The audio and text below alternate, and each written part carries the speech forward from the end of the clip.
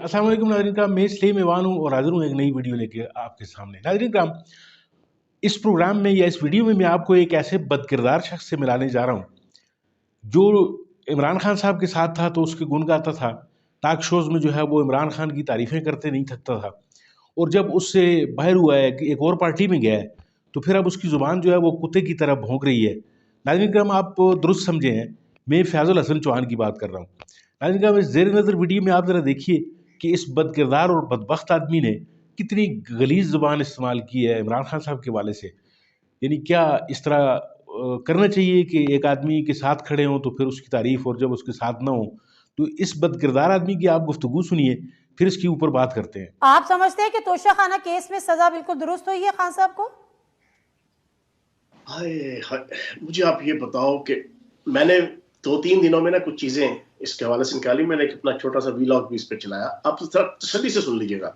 इन सारी चीजों को छोड़ें कि कितने में सिंगल एक घड़ी मोहम्मद बिन सुलेमान और शाही खानदान ने पाकिस्तान की मोहब्बत में बनाई थी, मार्केट में दूसरी घड़ी नहीं थी, यही आई पाकिस्तान में बेचने के लिए मार्केट में भेज दी गई। जिस ताजर को भेजी गई उस ताजर ने शाही खानदान को इतला की, घड़ी का सैंपल भेजा, घड़ी भेजी कि जनाब ये घड़ी बिकने के लिए आई है। उन्होंने सर पकड़ के बैठ गए। उन्होंने कहा यार 4.25 अरब की मालियत की घड़ी पाकिस्तान के मोहब्बत में हमने उसके वजीर आजम को दी थी, उसकी वजीर आजम की मोहब्बत में नहीं दी थी। उन्होंने उस वक्त जो एक्ट किया जिसका नुकसान पाकिस्तान की आवाम ने भुगता, वो सुनिएगा तसल्ली से। उस वक्त $2 अरब का उन्होंने ज़र मुबादला के ज़खायर के तौर पे जनाब फंड डिपॉजिट किया हुआ था पाकिस्तान के स्टेट बैंक में रुपया। उन्होंने $2 अरब का जनाब आपको उधार जो है वो तेल दिया हुआ था। उन्होंने गम और गुस्से में वो दोनों चीजें बैकआउट की। वो $2 अरब भी गया, वो $2 अरब का जनाब मुआहिदा भी गया। उसका नुकसान क्या हुआ तसल्ली से सुन लिया। इकोनॉमिक्स के मुताबिक पाकिस्तान में $1 अरब, पूरी सुन लो। $1 अरब जब पाकिस्तान के ज़र मुबादला के ज़खायर कम होते हैं ना, तो डॉलर 30 से 40 रुपया महंगा हो जाता है। 30 से 40 रुपया जब महंगा होता है तो अच्छा, मेरी बात पूरी सुन ले पूरी बात। ये इंफॉर्मेटिव चीज दे रहा हूं।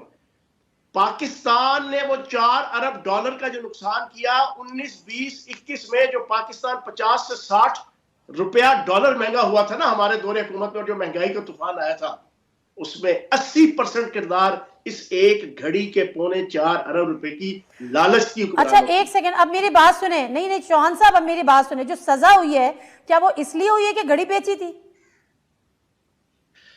घड़ी बेचने की बात नहीं, मैंने उसका एक एस्पेक्ट आपको दिया है। उसके जो बाकी मैं सवाल दूसरा कर रही थी, आप जवाब दूसरा दे रहे हैं ना।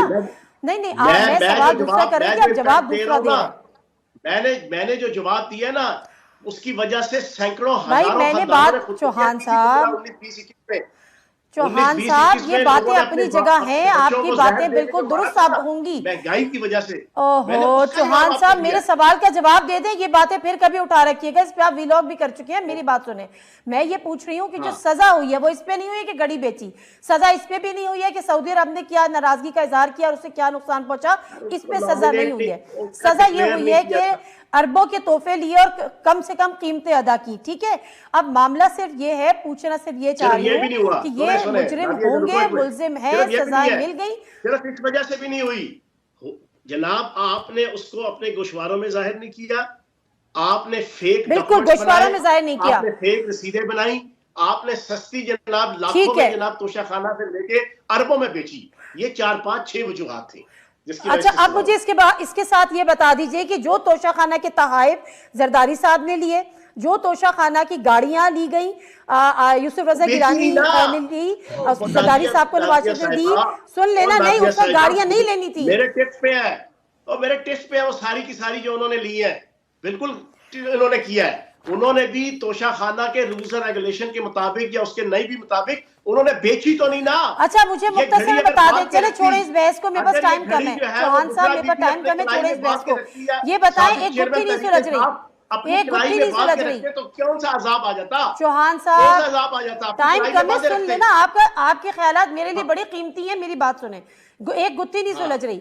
वो गुत्थी ये नहीं सुलझ रही कि बुशरा बीबी को सजा हुई, उनको बनी गाला, کو جو ہے نظر بند کیوں کیا گیا اور کس کی ایما پہ کیا گیا سب جیل ڈکلیئر کر کے؟ یہ اچھا سوال ہے. اس پہ جناب میری ذاتی جو آبزرویشن ہے نا، لوگ کہتے ہیں دو اسکول آف تھاٹ ہے. ایک کہتے ہیں کہ بانی چیئرمین نے ڈیل کیا ہے، دوسرا اسکول آف تھاٹ کہتا ہے کہ نہیں بشرا بی بی نے خود ڈائریکٹ ڈیل کیا ہے.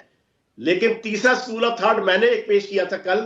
میں نے کہا کہ جناب ریاست اور ریاستی اداروں نے جان کے ان کو فیسیلیٹیٹ کیا، کیونکہ انہیں پتا تھا یہ بھاگ کے یہ فیسیلیٹیشن اڈاپٹ کریں گے، جس طرح ان کے شوہر نے کی، جس طرح بانی چیئرمین نے کی جیل کے اندر، یہ بھی کریں گی. تو ان کا وہ جو ریاست مدینہ اور روحانیت اور جناب ہائی مورل گراؤنڈز کے اوپر یہ جو بڑھ کے مارا کرتے تھے کہ میں ہاتھ پھیر کے کہ میں اے سی اتروا دوں گا نواز شریف کا، یہ کوئی اصول نہیں ہے کہ غریب جیل کسی اور طریقے سے کاٹے اور امیر کسی اور طریقے سے کاٹے، حکمران کسی اور طریقے سے کاٹے اور عام عوام کسی اور طریقے سے جیلیں کاٹے. میرے دور حکومت کے اندر یا میری سیاست کے اندر یہ چیز غلط ہے.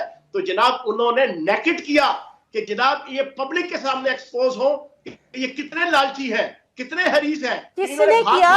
میاں نے بھی جناب فیسیلیٹیشن لی اور بیوی بھی لے رہی ہے. ارے بھائی کس نے کیا؟ کہانی ہے. کس نے کیا؟ بس جس نے بھی کیا، کس نے کیا؟ کہاں سے؟ مجھے کیا پتا یار، میں تو خدا لگا. احکامات کہاں سے آئے بھائی؟ مجھے کیا پتا بھائی، آپ کو یہ پتا ہے کہ احکامات کہاں سے آئے؟ حکم کس نے دیا؟ بات یہ ہے احکامات کس نے ایکسپٹ کیے. میں تو یقین جانے مریم نواز صاحبہ کو اس حوالے سے نہیں ایکسپٹنس کی باری تو بعد چوہان صاحب میں یہ پوچھ رہی تھی، آپ میرا سوال سنتے نہیں ہیں. مریم نواز کو ریسٹ ہاؤس کے اندر میں سوال یہ کر رہی ہوں کہ احکامات کہاں سے آئے، کس کی ایما پہ ہوا؟ یہ اب ایما جو ہے نا وہ پتا چلے گی. ایما سارا کچھ جو ہے نا وہ آنے والے دنوں میں پتا لگ جائے گا. تو جب نہیں پتا تھا تو پہلے بتا دیتے، مجھے نہیں پتا. چلے بہت آپ نے ویڈیو دیکھی اور ویڈیو میں آپ نے جیسا کہ دیکھا کہ اس آدمی کے کردار کو بد کردار میں نے بڑی معذرت سے میں نے سخت لفظ استعمال کیا ہے، لیکن آپ دیکھ لیں کہ کردار کے جو پکے لوگ ہوتے ہیں وہ جب دشمن بھی بن جاتے ہیں، جب وہ آپ کے دوست ہوتے ہیں تو ایک میانہ روی سے کام لیتے ہیں. یعنی کردار آپ کا اس طرح واضح ہو جاتا ہے کہ آپ اس کا ذکر نہ کریں، آپ جو پرانے تعلقات ہیں ان کا خیال کر لیں. لیکن اس آدمی کو آپ دیکھ لیں کہ یہ چند ٹکڑوں کی خاطر کتوں کی طرح جو ہے وہ اپنے پرانے مالکوں پہ بھونک رہا ہے. عمران خان صاحب نے اس کو عزت دی، اس کو وزیر بنایا، اس کو پنجاب کا ایک اچھی وزارت دی. تو وہ احسانات جو ہیں یہ آدمی بھول کے اب ایک اور در پہ جو ہے جا کے یہ اپنے ٹکڑوں کی خاطر جو ہے، اس کی زبان آپ نے دیکھ لی کہ گز پر لمبی زبان ہے، اور اب جہانگیر ترین جو ہے اس کا نیا مالک ہے. تو ناظرین کرام، اب کل کو جو ہے وہ جہانگیر ترین سے بھی جب اس نے ناطہ توڑ لینا ہے تو پھر جہانگیر ترین کے کچے چٹھے بھی یہ کھولتا نظر آئے گا، جھوٹے سچے جو قصے ہیں وہ بیان کرتا ہوا نظر آئے گا. تو نادیہ مرزا نے جس طرح کہ اس کے جو خوب لتے لیے ہیں، اس کو جو ہے وہ کتے کی طرح دھتکارا ہے، یعنی پھر بھی اس کے اوپر بھی یہ دانت نکال کے پھر جو ہے وہ اپنی بےزتی جو ہے وہ اس کو نہ سمجھتے ہوئے ٹاک شوز میں یہ روزانہ آتا ہے. لوگ جو ہے اس کو دیکھ کر یعنی اس سے ایک نفرت اور کراہت کا ایک احساس ہوتا ہے. اس وجہ سے نہیں کہ اس نے تحریک انصاف کو چھوڑ دیا، بلکہ صرف اس وجہ سے ناظرین کرام کہ ایک آدمی جو ہے وہ کردار کا پکا اس وقت ہوتا ہے جب وہ میانہ روی اختیار کرتا ہے. جب وہ اپنے کسی دشمن کا بھی ذکر کرتا ہے تو وہ اس کا بھی جو ہے اس کی عزت کا اور اس کا لحاظ جو ہے اس کا وہ پاس رکھتا ہے. تو ناظرین کرام، اس طرح کے لوگ جو ہیں وہ تحریک انصاف کو انہوں نے بدنام کیا، اور تحریک انصاف میں رہ کر انہوں نے پہلے فوائد اٹھائے اور اب جو ہے وہ تحریک انصاف سے نکلے ہیں تو اسی کے اوپر جو ہے وہ کیچڑ اچھال رہے ہیں. اپنا